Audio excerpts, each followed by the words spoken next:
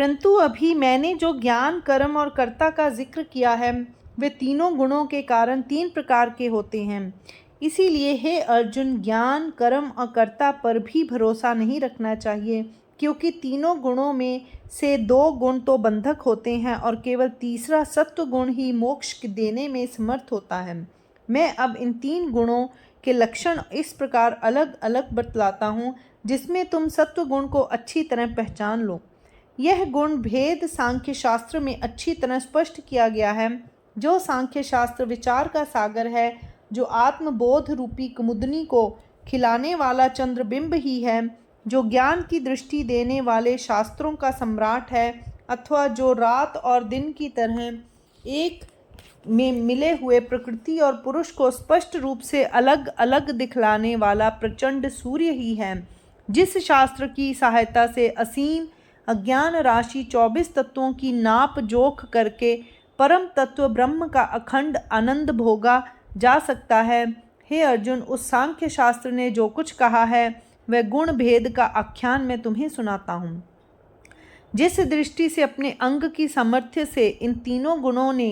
त्रिविधता के रंग से समस्त दृश्य विश्व को रंगा है, उस दृष्टि से सत्व, रज और तम का महत्व केवल इतना ही है कि ब्रह्मा से लेकर कीड़े मकोड़ों तक सभी इन गुणों के कारण त्रिविध हो गए हैं। परंतु मैं सबसे पहले तुमको यह ज्ञान बतलाता हूँ जिसने इस समस्त विश्व का भेदन किया है, और इसीलिए जो स्वयं भी गुण भेद के फेर में पड़ गया है। बात यह है कि जब नज़र साफ होती है तब हर एक चीज़ साफ दिखाई देती है। इसी प्रकार जब शुद्ध ज्ञान प्राप्त होता है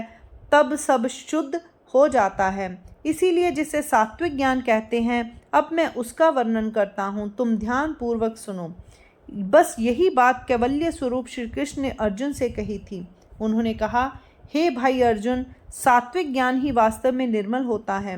इस ज्ञान का उदय होते ही ज्ञाता और ज्ञेय ब्रह्मैक्य में विलीन हो जाते हैं।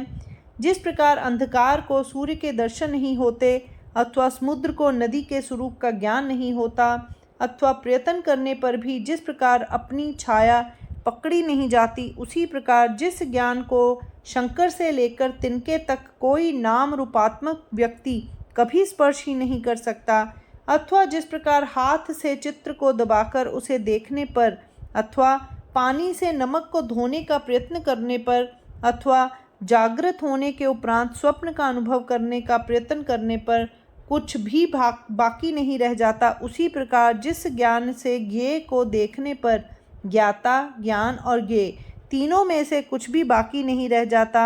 अथवा जिस प्रकार सोने को गलाकर उसमें से कोई अपनी इच्छा के अनुसार गहने नहीं निकाल सकता, अथवा पानी को छानकर उसमें से कोई तरंगों को अलग नहीं कर सकता, उसी प्रकार यह भी समझ लेना चाहिए कि जिस ज्ञान से किसी दृश्य स्थिति की प्राप्ति नहीं होती, वही ज्ञान पूर्ण रूप से सात्विक है। जब कोई मनुष्य बड़े कौतूहल से शीशे को देखने के लिए जाता है, तब उसे सामने स्वयं अपना ही स्वरूप दिखाई देता है। मैं फिर यही बात कहता हूँ कि इसी प्रकार ज्ञेय का नाम निशान तक मिटाकर जो ज्ञान स्वयं ज्ञाता ही बन जाता है, और जो ज्ञान मोक्ष लक्ष्मी का मंदिर है, वही सात्विक ज्ञान है। परंतु इस विषय का बहुत विस्तार हो चुका, अब तुम राजस ज्ञान के लक्षण सुनो। हे अर्जुन सुनो, जो ज्ञान भेद के आधार पर पैर आगे बढ़ाता है उसे राजस समझना चाहिए। स्वयं भेदभाव से भूत मात्र के असंख्य भेद करके और ज्ञाता को ही धोखे में डालकर जो ज्ञान विचित्रता उत्पन्न करता है, जो ज्ञान वास्तविक आत्मज्ञान के क्षेत्र के बाहर मिथ्या मोह की खंदक में जीव को उसी प्रकार जागृति, स्वप्न और सुषुप्ति के खेल दिखलाता है, जिस प्रकार प्रत्यक्ष दिखाई पड़ने वाली वस्तु पर विस्मृति का पर्दा डालकर निद्रा मनुष्य को स्वप्न की व्यर्थ की चिंताओं का अनुभव कराती है। जिस ज्ञान के कारण नाम और रूप की आड़ में छिपा हुआ अद्वैत तत्व इसी प्रकार दिखाई नहीं देता, जिस प्रकार गहने की रूप की आड़ में छिपा हुआ सोना किसी छोटे बालक को नहीं दिखाई देता। जिस ज्ञान के कारण शुद्ध अद्वैत तत्व का उसी प्रकार पता नहीं लगने पाता, जिस प्रकार मटकों और घड़ों के रूप में दिखाई पड़ने वाली मिट्टी अज्ञानियों को दिखाई नहीं देती, अथवा दीपक की भावना होने के कारण उनमें रहने वाली अग्नि का ज्ञान नहीं होता, अथवा किसी वस्तु का नाम वस्त्र पड़ जाने पर मूढ़ों को उसके तंतुओं का ज्ञान नहीं होता, जिस ज्ञान के कारण भूत मात्र भिन्न भिन्न दिखाई देने लगते हैं और एकता वाली बुद्धि नष्ट हो जाती है। और तब जिस प्रकार ईंधन के कारण अग्नि पर, फूलों के कारण सुगंध पर अथवा तरंगों के कारण पूर्ण चंद्रमा पर भेदभाव का आरोप किया जाता है, ठीक उसी प्रकार जो ज्ञान तरह तरह के पदार्थों का भेद करके उनके रूपों और आकारों के अनुसार उनके छोटे बड़े अनेक वर्गीकरण करता है, वह ज्ञान राजस होता है। चांडाल के घर से बचने के लिए ही इस बात का पता लगाना पड़ता है कि वह कहाँ और कैसा है। ठीक इसी प्रकार तामस ज्ञान के लक्षणों का जानना भी आवश्यक होता है। इसलिए अब तुमको वे लक्षण भी बतलाता हूँ, तुम उन्हें अच्छी तरह समझ लो। हे अर्जुन, जो ज्ञान शास्त्र विधियों का वस्त्र नहीं पहनता और इसीलिए जिसके नंगे होने के कारण जिसकी ओर सदाचार की माता श्रुति कभी भूलकर भी नहीं देखती और शास्त्र के बहिष्कार के कारण जिस ज्ञान को निंदा की भी कोई चिंता नहीं होती और इसीलिए जिसे दूसरों ने भी मलेच्छ धर्म के पर्वत की ओर हाँक दिया है। और हे अर्जुन, जो ज्ञान इस प्रकार तमोगुण रूपी पिशाच से आविष्ट होने के कारण पागलों की तरह इधर उधर भटकता रहता है, जो ज्ञान शरीर संबंधी किसी प्रकार की बाधा नहीं मानता, जो किसी पदार्थ को निषिद्ध नहीं समझता, जो ज्ञान उजड़े हुए गांव में छोड़े हुए उस कुत्ते के समान होता है, जो केवल उसी पदार्थ को छोड़ता है जो उसके मुंह में नहीं समा सकता अथवा जिसके खाते ही मुंह जलने लगता है और जो बाकी सभी कुछ खा जाता है, जो ज्ञान उस चूहे की तरह होता है जो सोने की चीज़ खींचकर अपने बिल में ले जाते समय यह नहीं देखता कि उसका सोना खरा है या खोटा, अथवा जो ज्ञान उस मांसाहारी मनुष्य की तरह होता है जो मांस खाने के समय उसके काले और गोरे होने का विचार नहीं करता, अथवा जो ज्ञान जंगल में लगने वाली आग की तरह यह नहीं देखता कि यह कौन है और वह कौन है, अथवा जो ज्ञान उस मक्खी की तरह होता है जो किसी शरीर पर बैठते समय यह नहीं देखती कि वह मृत है अथवा जीवित है, अथवा जो ज्ञान उस कौवे के ज्ञान की तरह होता है जो इस बात का कुछ भी विचार नहीं करता कि यह अन्न किसी का यमन किया हुआ है अथवा किसी का वमन किया हुआ है अथवा परोसा हुआ है, ताज़ा है या सड़ा हुआ है। तात्पर्य यह कि जो ज्ञान इस बात का कुछ भी विचार नहीं करता कि अमुक वस्तु या बात निषिद्ध है और उसे छोड़ देना चाहिए तथा अमुक वस्तु या बात उचित और विहित है और उसका स्वीकार या पालन करना चाहिए, जो उन सभी पदार्थों को अपने उपभोग का विषय बना लेता है जो उसके सामने आते हैं, और जो ज्ञान प्राप्त होने वाली प्रत्येक स्त्री को शिशन के सुपुर्द कर देता है और प्रत्येक द्रव्य को उदर के स्पुर्द कर देता है, जो ज्ञान पानी देखने पर इस बात का कुछ भी विचार नहीं करता कि वह शुद्ध है अथवा अशुद्ध है और जो केवल यही समझकर उसे तुरंत पी जाता है कि इससे मेरी तृषा तो शांत होगी, और जो खाने पीने के संबंध में भी अपना यही सिद्धांत रखता है और खाद्य अखाद्य तथा निंद्य अनिंद्य आदि का कुछ भी विचार नहीं करता और यही समझता है कि जो कुछ खाने में मीठा लगता है वही पवित्र है। स्त्री जाति के संबंध में भी जो केवल अपनी स्पर्शेंद्रिय को ही प्रधान निर्णायक समझता है और उसके साथ शारीरिक संबंध स्थापित करना ही अपना मुख्य सिद्धांत रखता है और केवल उसी को अपना सगा संबंधी समझता है जिससे उसका कोई स्वार्थ सिद्ध होता है और रिश्ते नाते के लिए शारीरिक संबंध को कुछ भी महत्व नहीं देता। तात्पर्य यह कि इस प्रकार का विचार जिस ज्ञान के कारण होता है वही ज्ञान तामस है। मृत्यु सबको खा जाती है और अग्नि सब कुछ जला डालती है, इसी प्रकार तामस ज्ञान वाले को भी सदा यही जान पड़ता है कि सारा संसार केवल मेरे ही उपभोग के लिए है। इस प्रकार जो मनुष्य यह मान लेता है कि सारा विश्व केवल मेरे ही उपभोग का विषय है, उसके हिस्से में केवल एक ही फल आता है, और वह फल कौन सा है? यही अपने शरीर का पोषण करना। जिस प्रकार आकाश से वर्षा के रूप में गिरने वाले जल का अंतिम आश्रय स्थल एकमात्र समुद्र ही होता है, उसी प्रकार तामसी ज्ञान के सब कृत्य भी केवल अपने पेट के लिए, अपने पिंड का पोषण करने के लिए ही होते हैं।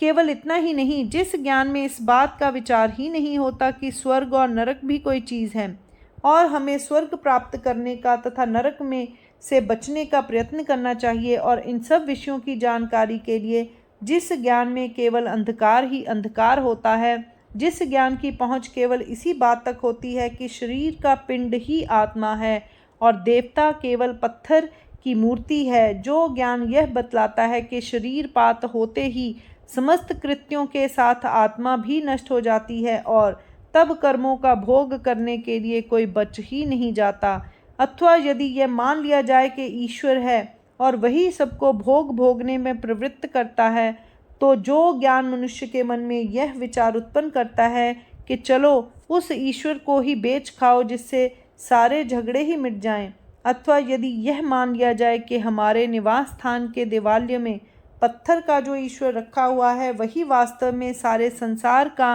नियमन करने वाला है, तो जो ज्ञान मनुष्य से यह कहलाता है कि तो फिर ये देश भर के पहाड़ क्यों चुपचाप पड़े रहते हैं और यही सारे संसार का नियमन क्यों नहीं करते। तात्पर्य यह कि जिस ज्ञान के कारण मनुष्य के मन में यह विचार उत्पन्न होता है कि यदि क्षण भर के लिए यह मान भी लिया जाए कि ईश्वर कोई चीज़ है, तो वह केवल पत्थर ही सिद्ध होता है और आत्मा केवल यह शरीर ही है। पाप पुण्य आदि जो दूसरी बहुत सी बातें कही जाती हैं, उन्हें बिल्कुल मिथ्या समझकर जो ज्ञान यह निश्चित करता है कि सदा विषयों में ही लिप्त रहना और जंगल की आग की तरह सब कुछ स्वाहा करते चलना ही ठीक है, वही ज्ञान तामस है। जिस ज्ञान के कारण मनुष्य के मन में यह विश्वास उत्पन्न होता है कि चरम चक्षुओं को जो कुछ दिखाई देता है और इंद्रियां जिनके माधुर्य में भूल जाती हैं वही चीज़ें सही और ठीक हैं, वही ज्ञान तामस होता है। और यदि संक्षेप में कहा जाए तो हे अर्जुन, यही विचारधारा बढ़ती बढ़ती ऐसा रूप धारण कर लेती है कि जिस प्रकार धुएं के बादल आकाश में व्यर्थ ही इधर उधर चक्कर लगाया करते हैं, अथवा जिस प्रकार कुछ जंगली वनस्पतियां ना तो हरी रहने पर ही किसी काम आती हैं और ना सूखने पर ही कुछ काम आती हैं और अपने आप बढ़ती बढ़ती अंत में नष्ट हो जाती हैं, अथवा जिस प्रकार ऊख का ऊपरी भाग नपुंसक मनुष्य अथवा करील के पेट चाहे कितने ही क्यों ना बढ़े परंतु फिर भी निरुपयोगी ही होते हैं, अथवा छोटे बच्चे का लक्ष्य चोर के घर का द्रव्य और बकरी के गले में निकला हुआ स्तन चाहे देखने में कितना ही अच्छा क्यों ना लगे परंतु फिर भी जो बिल्कुल निष्फल होता है, ठीक उसी प्रकार जो ज्ञान व्यर्थ और निस्तेज दिखाई देता है उसी को मैं तामस ज्ञान कहता हूँ। वास्तव में तो उसे ज्ञान कहना ही नहीं चाहिए, परंतु फिर भी जो मैं उसे ज्ञान कहता हूँ उसका कारण केवल यही है कि जिस प्रकार जन्मजात अंधे की आंखें देखने में अच्छी जान पड़ती हैं, अथवा बहरे के कान देखने में ठीक जान पड़ते हैं, अथवा मद्य को जिस प्रकार लोग पान करते हैं, उसी प्रकार उस तामस ज्ञान का भी यह ज्ञान केवल संकेत सूचक नाम है। तात्पर्य यह कि तामसी वृत्ति का जो ज्ञान होता है वह वास्तव में ज्ञान ही नहीं है, वह तो केवल खुली हुई आँखों का अंधकार है। हे श्रोत्रिय श्रेष्ठ अर्जुन, इस प्रकार तीनों गुणों के कारण होने वाले ज्ञान के तीनों प्रकार मैंने तुम्हें सब लक्षणों सहित बतला दिए हैं। अब हे अर्जुन, इसी त्रिविध ज्ञान के प्रकार से कर्ताओं की सब क्रियाएं चलती हुई दिखाई देती हैं, इसीलिए जिस प्रकार चलते हुए प्रवाह के सामने जो जल आता है वह उसी में मिलकर उसके साथ बहने लगता है, उसी प्रकार कर्म भी त्रिविध ज्ञान के तीनों मार्ग पर चलते रहते हैं और एक ही कर्म ज्ञान के तीन भेदों के कारण तीन प्रकार का हो जाता है। अब मैं उनमें से पहले सात्विक कर्म के लक्षण बतलाता हूँ। जिस प्रकार पतिव्रता स्त्री स्वयं ही अपने पति को आलिंगन करती है, उसी प्रकार अपने अधिकार के आधार पर जो कर्तव्य स्वभावतः आकर हमारे गले पड़ते हैं और जो कर्म हमारे अधिकार के कारण हमारे लिए उसी प्रकार भूषण होते हैं, जिस प्रकार सांवले शरीर में चंदन का लेप अथवा तरुणी स्त्री के नेत्रों में काजल शोभा देता है, वही नित्य कर्म है और वे अच्छे ही होते हैं। और यदि उनके साथ नैमित्तिक कर्म भी आकर मिल जाएं, तब तो मानो सोने से सुगंध ही आ जाती है। अपनी आत्मा और शरीर को अनेक प्रकार के कष्ट देकर भी माता अपने बच्चे का पालन पोषण करती है, परंतु फिर भी उसका मन कभी इन बातों से दुखी नहीं होता। ठीक इसी प्रकार हृदय से सब कर्मों का आचरण करना चाहिए, परंतु उनके फल की ओर बिल्कुल दृष्टि न रखनी चाहिए और सब कर्म ब्रह्म अर्पण कर देने चाहिए। जब कोई स्त्री अपने पति, बालकों और प्रियजनों के आगे भोजन परोसने लगती है, तब उसके मन में इस बात का विचार ही नहीं उत्पन्न होता कि यह सारा भोजन समाप्त हो जाएगा और मेरे लिए इसमें से कुछ बचेगा भी या नहीं। सत्कर्म करने के समय भी मनुष्य को सदा ठीक इसी प्रकार की मनोवृत्ति रखनी चाहिए। ऐसी अवस्था में यदि काम ना पूरा उतरे तो विषाद कभी मनुष्य को दुखी नहीं करता, अथवा यदि वह पूरा हो जाए तो वह कभी आनंद में फूलता नहीं। हे अर्जुन, इस प्रकार की वो युक्तियों से जिन कर्मों का आचरण किया जाता है, वे कर्म अपने इसी गुण के कारण सात्विक कहे जाते हैं। अब मैं तुम्हें राजस कर्म के लक्षण बतलाता हूँ। जिस प्रकार कोई मूर्ख मनुष्य अपने घर में माता पिता के साथ तो कभी एक भी मीठी बात नहीं करता, परंतु बाहर सारे संसार के साथ बहुत आदर पूर्वक व्यवहार करता है, अथवा तुलसी के पेड़ में तो कभी दूर से एक छींटा भी जल नहीं डालता, परंतु दाख की बेल की जड़ दूध से सींचता है, ठीक उसी प्रकार जो नित्य नैमित्तिक कर्मों के लिए तो अपने बैठने की जगह से कभी उठने का मन में विचार भी नहीं करता, और कोई अपने मतलब का काम आने पर अपने शरीर को कष्ट देने में भी कोई विशेष हानि नहीं समझता, और जिस प्रकार कोई अच्छी फसल पैदा करने के लिए बीज बोते समय कभी यह नहीं कहता कि बीजों की बुआई बहुत हो चुकी, ठीक उसी प्रकार जिसे उस स्थान पर धन व्यय करने में कुछ भी चिंता या संकोच नहीं होता, जिस स्थान से उसे यथेष्ट लाभ की आशा होती है, अथवा जिस प्रकार पारस पत्थर मिल जाने पर क्रीमियागर लोहा खरीदने के लिए अपनी सारी संपत्ति भी बहुत प्रसन्नता से बेच डालता है, ठीक उसी प्रकार राजस कर्ता भी आगे प्राप्त होने वाले फल पर दृष्टि रखकर बड़े बड़े कष्ट साध्य काम्य कर्म करता है, और इस प्रकार के चाहे कितने ही अधिक कर्म वह क्यों न कर डाले, परंतु फिर भी वह उन सबको थोड़ा ही समझता है। यह फल की आशा में उलझा रहता है, और इसीलिए जितने काम्य कर्म हैं वे सब ठीक तरह से और बहुत ठाठ से करता है, और साथ ही जो जो काम वह करता है उन सब की लोक में डुग्गी भी पीटता चलता है, और सारे संसार में यह कहकर अपने नाम के महत्व का प्रकाश करता है कि इन सब कर्मों का करने वाला मैं हूँ। फिर उसमें कर्तृत्व का अहंकार इतना अधिक भर जाता है कि वह अपने पिता अथवा गुरु का भी कोई महत्व नहीं रहने देता। जिस प्रकार प्राणांत करने वाला ज्वर किसी औषध को नहीं मानता, उसी प्रकार वह भी किसी को नहीं मानता। इस प्रकार अहंकार के द्वारा पछाड़े हुए और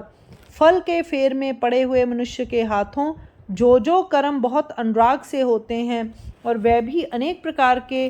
कष्ट सहकर और इस प्रकार होते हैं जैसे बाजीगर अपना पेट भरने के लिए तरह तरह के कठिन और कष्ट साध्य खेल करते हैं, वे सब कर्म राजस होते हैं। जिस प्रकार धान्य के एक कण के लिए भी चूहा पहाड़ खोद डालता है, अथवा सेवार के लिए मेंढक सारा समुद्र गंदा कर डालता है, अथवा केवल भिक्षा पाने के लिए मदारी जिस प्रकार सांप लेकर घर घर घूमता है, उसी प्रकार अनेक कष्ट उठाकर अपने लोभ के लिए जो कार्य किए जाते हैं वे सब राजस होते हैं। परंतु क्या कहा जाए, कुछ लोगों को इस प्रकार के कष्ट ही बहुत अच्छे लगते हैं। तात्पर्य यह कि जिस प्रकार धान्य का बहुत ही छोटा सा कण प्राप्त करने के लिए भी दीमक पाताल तक छेद करता हुआ चला जाता है, ठीक उसी प्रकार स्वर्ग सुख की प्राप्ति की आशा में जो अनेक कष्टपूर्ण परिश्रम किए जाते हैं, उन्हीं क्लेशकारक कामिक कर्मों को राजस कर्म समझना चाहिए।